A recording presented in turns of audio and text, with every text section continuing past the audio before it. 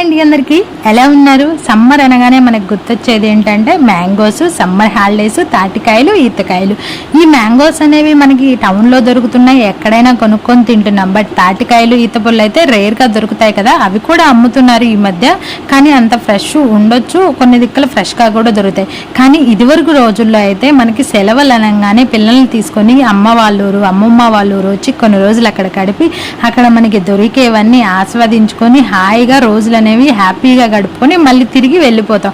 కానీ ఇప్పుడున్న రోజుల్లో పనులు, బిజీ షెడ్యూల్తో ఎవరు ఊర్లు రావడానికి కూడా అంత ఇష్టపడట్లేదు, టైం లేదు అని చెప్తున్నారు. కష్టాలు, సుఖాలు, పనులు అనేవి ఎప్పుడైనా ఉంటాయండి. మనకి దొరికేది రేర్గా 1 ఇయర్కి ఒకసారి. ఇప్పుడు ఏ మందులు, ఏ మాకులు, మనం వాటర్ కూడా పోయకుండా ప్రకృతి మనకిచ్చే అద్భుతమైన ఔషధమే మనకి ఈ తాటి పళ్ళు అనమాట. ఎందుకు మిస్ చేసుకుంటారు ఈ తాటి ముంజల్ని, తాటి పళ్ళని?